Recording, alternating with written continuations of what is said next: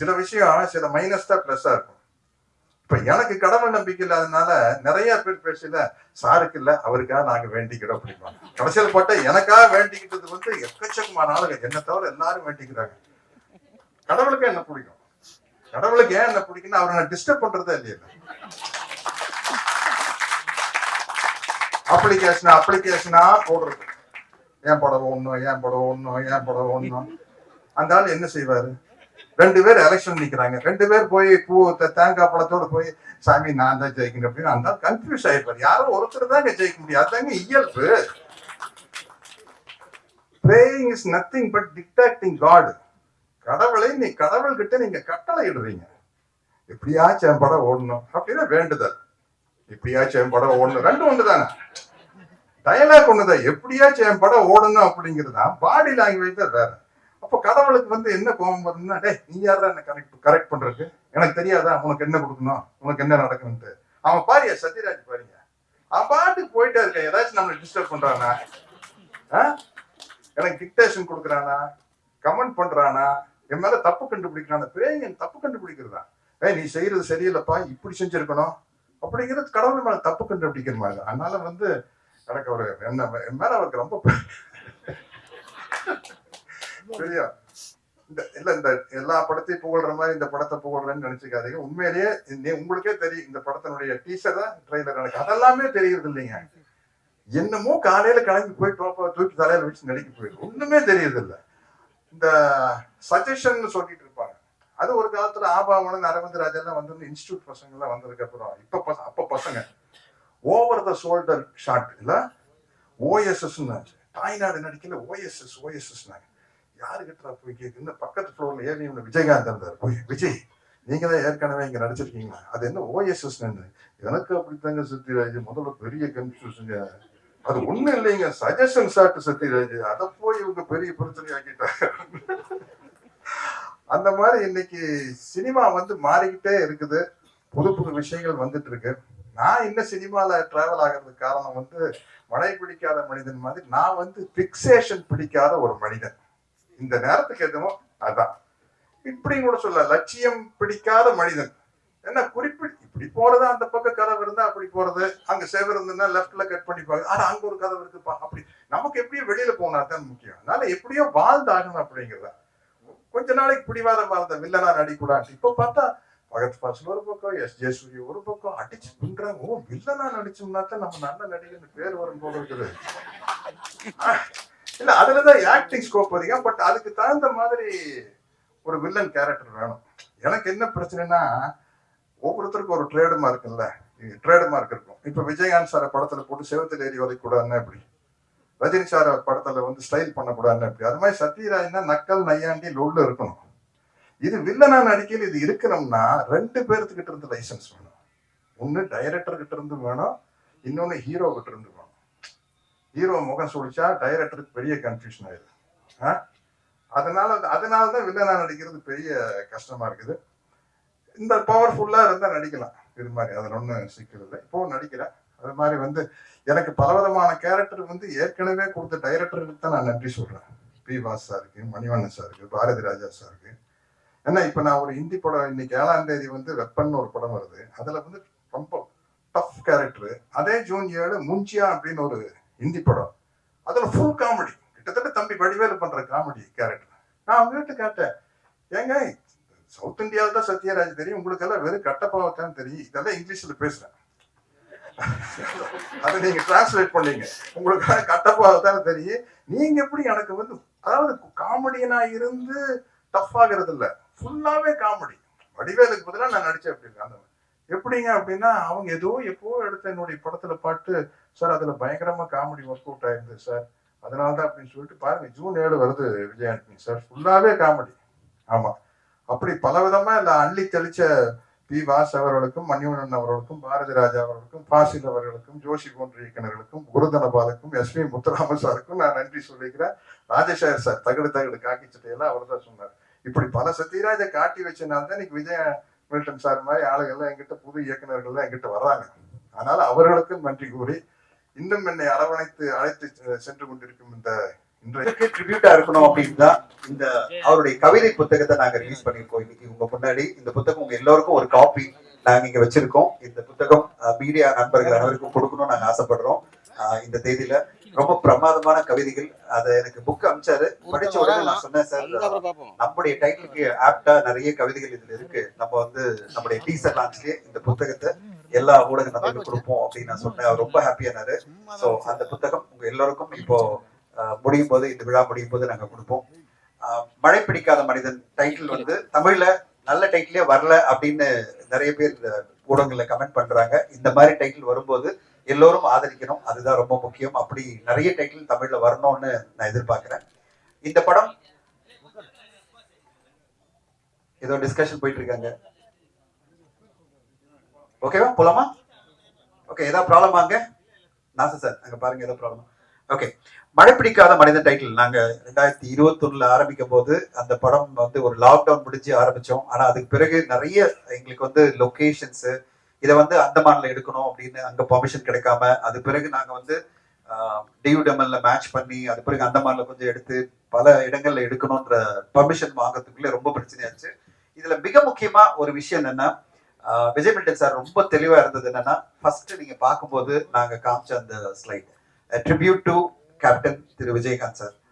அதுதான் இந்த படம் வந்து அவர் படமா எழுதும் போதே எங்களுக்கு 2020 கதை சொல்லும் போதே என்ன சொன்னாரு, சார் இந்த படம் வந்து ஒரு ட்ரிபியூட் டு கேப்டன் அப்படின்னாரு.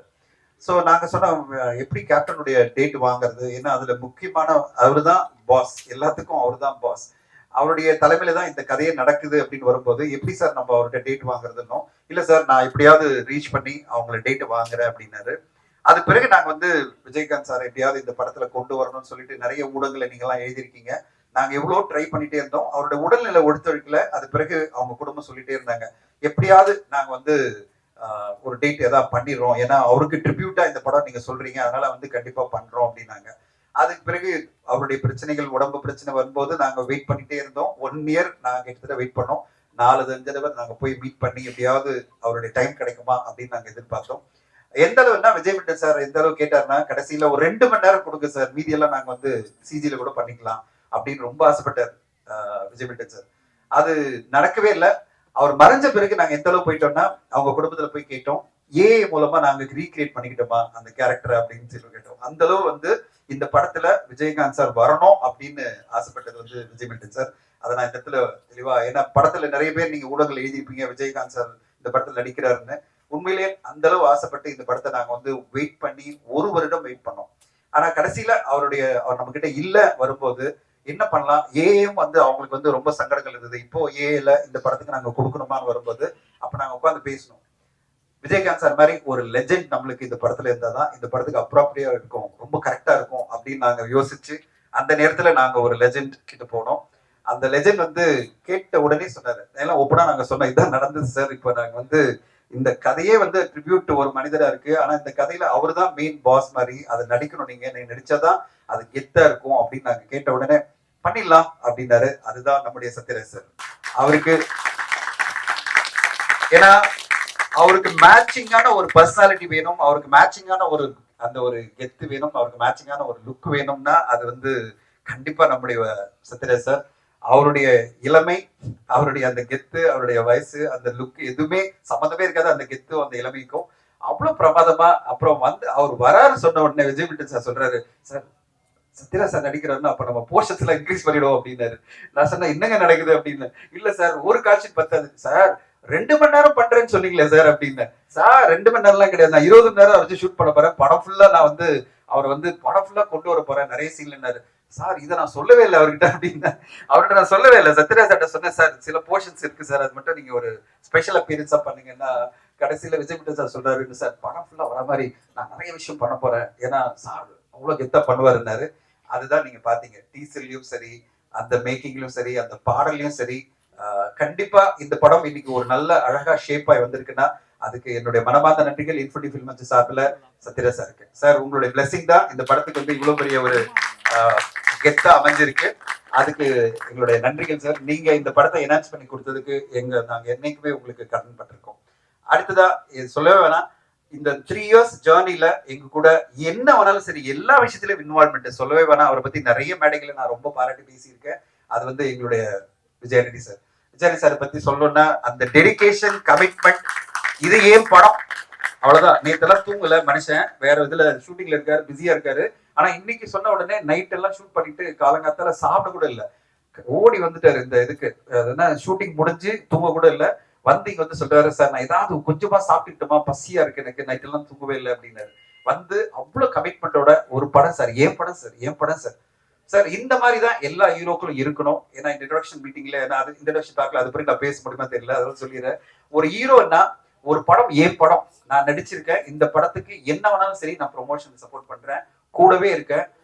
நேத்து நான் வந்து கால் பண்ணேன், ஒரு சாங் வந்து நல்லா வந்திருக்கு, ஆனா அந்த சாங்ல பாடின பாடகர் எங்களுக்கு செட் ஆகல. நான் நேத்து வந்து அவர்கிட்ட ஆர்கியூ பண்றேன், சார் நீங்களே பாடிடுங்க அப்படின்னு. சார் என்ன சார் என்னைய திருப்பி பட சொல்றீங்க அப்படின்னாரு. சார் நீங்க தான் பாடணும் அப்படின்னு. சரி பண்ணி கொடுத்துறேன் அப்படின்னு சொல்லிட்டு அந்த மியூசிக் டைரக்டர் சொல்றாரு, நானே பண்ணி கொடுத்துறேன், அது வந்து செட் பண்ணி எப்படியாவது பண்ணி கொடுத்துடலாம், அந்த சாங்கை கரெக்டா உருவாக்கிடலாம் அப்படின்றாரு. அதுதான் விஜயநிதி சார். என் படம், நான் சம்பளம் வாங்கிட்டேன், முடிஞ்சிச்சு என் வேலை, நடிச்சுட்டேன், அது பிறகு உன் படம் ஆச்சு, உன் ப்ராப்ளம் ஆச்சு அப்படிலாம் கிடையாது. இந்த படத்துல அவர் வந்து படம் பார்த்துட்டு சொல்றாரு, எனக்கு வந்து கொஞ்சம் கொஞ்சம் போர்ஷன் பார்த்து சொல்றாரு, எனக்கு வந்து மிக்சிங்ல இன்னும் கொஞ்சம் பெட்டர் ஆகணும், பிஜிஎம்ல இதை இன்க்ரீஸ் பண்ணுங்க, இதை டைட்டில் இப்படி போடுங்க, இப்படி பிரசன்ட் பண்ணுங்க, இப்படி ப்ரொமோ பண்ணுங்க அப்படின்னு. ஒரு ஹீரோ, ஒரு தயாரிப்பாளர் ஜெயிக்கணும், அதுக்கு நான் என்ன விதமான சப்போர்ட் பண்றேன், ப்ரொமோஷன் சப்போர்ட் பண்றேன், பிசினஸ்ல பேசுறேன், அந்த பிளாட்ஃபார்ம் கிட்ட பேசுறேன், ஓடிடி பேசுறேன், யார்கிட்டனாலும் பேசுறேன், உங்க படம் நல்லபடியா சக்சஸ்ஃபுல்லா வரணும், என் தயாரிப்பாளர் ஜெயிக்கணும் அப்படின்னு நினைக்கிற அந்த பெரிய மனசு விஜயன் சாருக்கு இருக்கு. அவருடைய வெற்றிகள் தொடரணும். அவர் வந்து படங்கள் எவ்வளவு பெரிய வெற்றி அடையதெல்லாம் முக்கியம் இல்ல, வணிக ரீதியில தொடர்ந்து வெற்றி அடைகிற ஃபார்முலா வச்சிருக்காரு அவரு. நீங்க எல்லாம் வந்து ரோமியோ எவ்வளவு பெரிய வெற்றின்னு எனக்கு தெரியும். வசூல் ரீதியில மட்டும் இல்ல, கமர்ஷியலா, அதாவது ஒரு ப்ரொடியூசரா அவர் மிகப்பெரிய சக்சஸ் ஒவ்வொரு படத்துலயும் அச்சீவ் பண்ணிட்டு இருக்கான காரணம் அந்த டெடிகேஷன், அந்த உழைப்பு ஒவ்வொரு படத்துக்கும் அவர் கொடுக்குறாரு. அவர் படமா இருந்தாலும் சரி, வேற ஒருத்தர் படமா இருந்தாலும் சரி, அந்த உழைப்பு தான் இந்த படமும் இப்போ அருமையா நல்ல குவாலிட்டியா வந்திருக்கு. அதுக்கு வந்து கண்டிப்பா விஜயநிதி சாருக்கு நான் நன்றி சொல்லணும். விஜய் சார் 3 வருஷம் நம்ம பயணிச்சோம். 3 வருஷம் ரொம்ப ஸ்ட்ரகிள், ரொம்ப போராட்டங்கள், ரொம்ப சண்டைகள், நிறைய ஆர்குமெண்ட்ஸ், நிறைய கிரியேட்டிவ் இதுல வந்து நாங்க 2 பேரும் ஆர்கியூ பண்ணோம். கமல் சார், பிரதீப் சார், நாங்கெல்லாம் நிறைய ஆர்குமெண்ட் பண்ணியிருக்கோம். ஆனா கடைசியில ஒரு குவாலிட்டியான, கவிதைத்துவமான, ஒரு எமோஷனலான, அதை விட மிக முக்கியமா அன்பை ஆராதிக்கும், அன்பை வந்து மக்கள் மத்தியில கொண்டு செல்லும் ஒரு நல்ல படத்தை கொண்டு வந்திருக்காரு. அன்புதான் வாழ்க்கையில முக்கியம், பணம் எல்லாத்தையும் தாண்டி நம்ம அன்பை விதைக்கணும் அப்படின்ற ஒரு அருமையான படத்தை, அருமையான கதையோட நீங்க கொண்டு வந்திருக்கீங்க. உங்களுடைய அந்த எண்ணமும், உங்களுடைய அந்த எழுத்தும், அந்த கடைசியில இந்த அருமையான ஒரு படமும் மிகப்பெரிய வெற்றி அடையணும். அது எங்களுக்கு இன்ஃபினிட்டி ஃபில்மேக்கர்ஸ்க்கு மிகப்பெரிய ஒரு சப்போர்ட்டா அமையும். அதை எதிர்பார்த்து காத்திருக்கிறோம். வெகு விரைவில் இந்த படம் வரப்போகுது. இந்த படத்தில் நடிச்ச மேகா ஆகாஷ் ஒரு பிரமாதமான கேரக்டர். அவங்க ஃபேமிலிக்கு நான் மெசேஜ் பண்ணியிருந்தேன், மேகா ஆகாஷ்க்கு பவர்ஃபுல்லான ஒரு ரோல் வந்திருக்குமா, உங்க பொண்ணு ரொம்ப நல்லா நடிச்சிருக்கு, நான் உங்களுக்கு மெசேஜ் போட்டேன். மேகா ரொம்ப சூப்பரா, பாத்தீங்களா, உங்களை சுத்தி தான் டீசரே போகுது மேகா.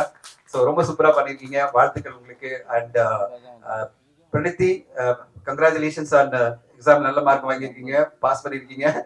ரொம்ப அருமையான கேரக்டர் இந்த படத்துல, ரொம்ப கியூட்டா, ரொம்ப பிரமாதமா இந்த படத்துல நிறைய விஷயங்கள் இந்த படத்துல உங்க சார்ந்து போகுது, ரொம்ப கியூட்டா பண்ணிருக்கீங்க, வாழ்த்துக்கள் உங்களுக்கு. அண்ட் ரமணா சார், நம்முடைய திருமலை ரமணா, இந்த படத்துல நம்ம பார்க்க போறோம் ஒரு அட்டகாசமான வில்லரோட அசிஸ்டண்டா.